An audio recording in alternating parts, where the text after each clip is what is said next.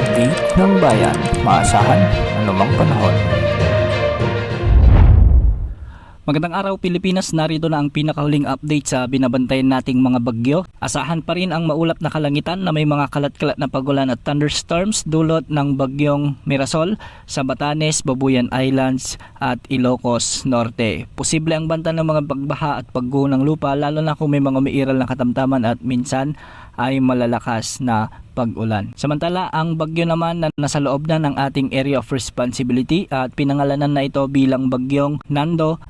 Dahil dito, kung makikita natin sa ating forecast track, mabilis ang paglakas nito sa mga susunod na araw, lalong-lalo na sa araw ng Sabado dahil posibleng umabot na ito sa typhoon category at babaybay na rin ito ang Philippine Sea at kikilos na ito ng kanluran hilagang kanluran. Kung mapapansin natin kung bakit bumababa ang track nito ay dahil sa isang high pressure area na nasa southern part ng Japan, o ibig sabihin may tumutulak na weather system dito pababa at ito ang high pressure area na nasa baba naman ng bansang Japan. Sa araw ng Lunes ay lalapit na ito o lapit na ito sa bahagi ng extreme Northern Luzon at pagsapit ng gabi ng Lunes ay posibleng dumaan na ito sa bahagi ng Babuyan Islands at hindi rin inaalis ang posibilidad na mas tumaas o di kaya naman ay mas sumubsob pa pababa ang tinatahak nitong track.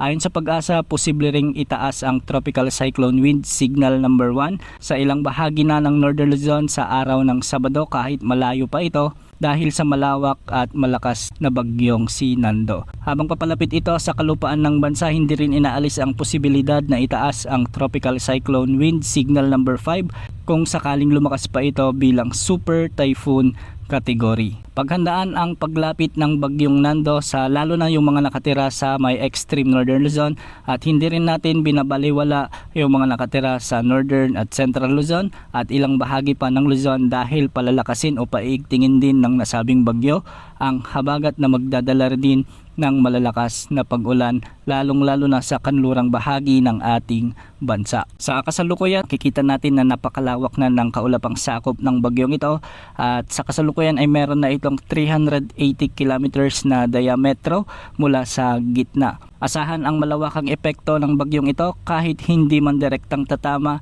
sa kalupaan ng mainland Luzon. Samantala, sa araw na ito, umiiral naman ang habagat o southwest monsoon na nagdadala ng maulap na papawirin na may mga kalat-kalat na pagulan at thunderstorms sa Metro Manila, Pangasinan, Zambales, Bataan, Pampanga, Bulacan, Cavite, Batangas, Mimaropa, Western Visayas, Negros Island Region at ang Zamboanga Peninsula. Pinag-iingat natin ang mga nabanggit na lugar sa banta ng mga biglang pagbaha o pagguho ng lupa lalo na kung may mga katamtaman at minsan ay malalakas na pag-ulan. Samantala, habagat din ang magdadala ng bagyang maulap hanggang sa maulap na kalangitan na may mga kalat-kalat ding pagulan at pagkidlat pagkulog sa Bicol Region, ang nalalabing bahagi ng Central Luzon at ang nalalabing bahagi ng Calabarzon. Hindi rin inaalis ang banta ng mga biglang pagbaha o pagguho ng lupa lalo na kung may mga umiiral na severe thunderstorms. Sa nalalabing bahagi ng Luzon, nalalabing bahagi ng Visayas at nalalabing bahagi ng Mindanao, asahan naman ang mga kalat-kalat na pagulan at minsan ay makakaranas tayo ng mga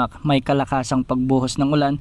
Dulot ito ng mga umiiral na localized thunderstorms at posible rin ang banta ng mga biglang pagbaha at pagguho ng lupa lalo na kung may mga umiiral na severe thunderstorms. Sa kasalukuyan, walang nakataas na gale warning sa anumang baybaying sakop ng bansa.